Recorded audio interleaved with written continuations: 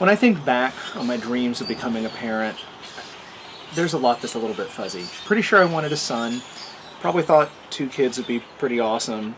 I do remember when I was putting the room together, I thought, oh, well, you know, maybe I'll get 2 brothers. That would be neat.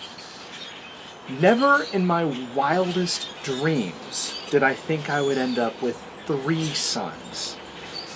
Yet, as we are barreling through 2020, that is exactly where I find myself.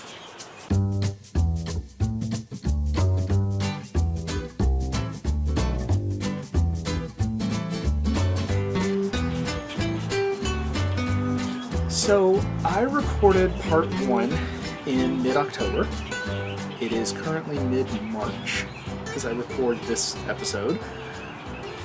Life's been busy, and as you might imagine, a lot has happened in the last 5 months. So here's the highlight reel. I started a new job in December. B started trial home with his mom in mid-February. T started showing signs of serious mental health issues shortly after I recorded the last video. He had a series of acute inpatient stays at some mental health facilities in the area, and in mid-January he was admitted to a 3 to 4 month residential program to help him work on some of these issues. T's brother Y had been in this very same program, and right around the time that it was clear that T needed to go into this, Y was ready for discharge. So I agreed to swap them out, bringing Y here and letting T go immediately into his place. All of these experiences show how foster parenting really is an act of faith. Let's take that swap out as an example. Swapping out T and Y, major act of faith in a few different ways. First of all, I did not know what to expect. Quite frankly, I was a little bit scared. I had no idea how Y was going to adjust being here, if it was going to work out in the long run. I just said yes because it seemed like the right thing to do. And I said, we'll just figure it out later. It was also an act of faith in that I was letting go of T, not giving up on him, and I made it really, really clear to him and to DCS about this, but realizing that this was the best way to support him, that it was better to let him go into this program where he could get professional help than to try to keep doing it myself when it was so clear that I just could not do it. Trusting others to be able to take care of your kid. It was also an act of faith with DCS, letting them know very clearly that this was not me giving up on him, this was not an attempt to get rid of him, that I wanted him coming back here as soon as he was ready and as soon as this program was done. And trusting that they would do that. And there is a lot that we really still don't know yet. There is a lot that still has to be worked out and a lot of uncertainty yet to come. But I can say that all of those decisions were the right decisions. Having Y here has been absolutely amazing. I can say hands down that it absolutely was the right choice, not just for the short term, but for the long term too. He has been absolutely amazing to have here.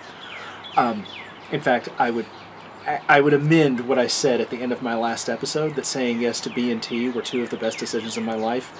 I would say also saying yes to Y.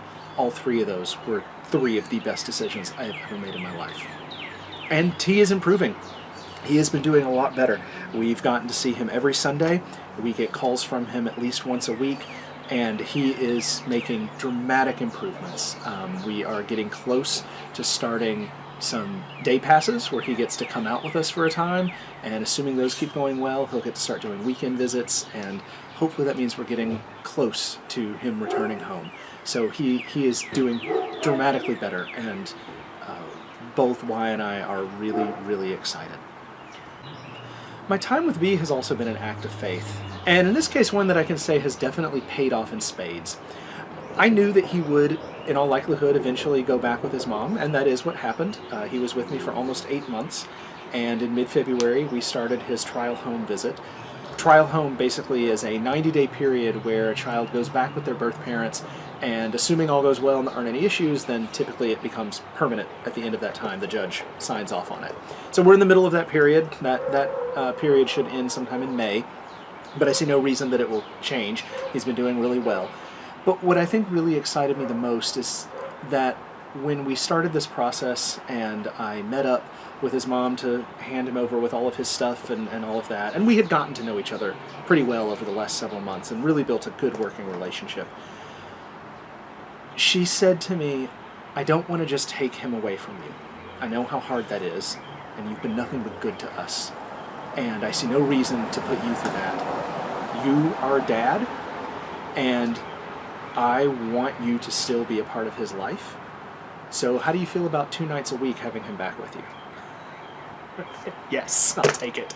It was amazing. So we worked out a schedule so that he could be back here 2 nights a week. I pick him up from school after soccer practice, and he takes the bus home another day.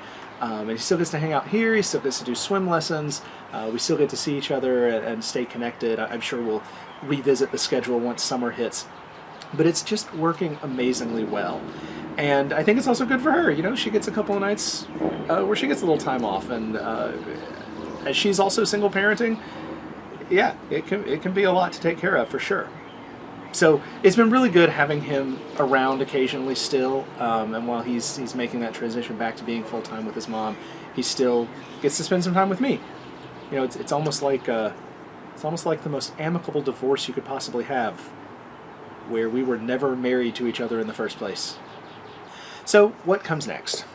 Well, as you might imagine, there's no certainty and predictability in all of this, but at least for the time being, you know, T, once he's out of the facility, and definitely Y, are likely going to be sticking around for a while, at least. And we are starting to make plans for summer travel and things like that. We're going to go out to San Diego so they can visit some extended family early summer. Of course, I'm recording this while coronavirus is all over the place, so that might have to change, but at least for the time being, that's the plan. Hoping to do that so they can see their grandparents and some aunts and some cousins, and a few other trips as well.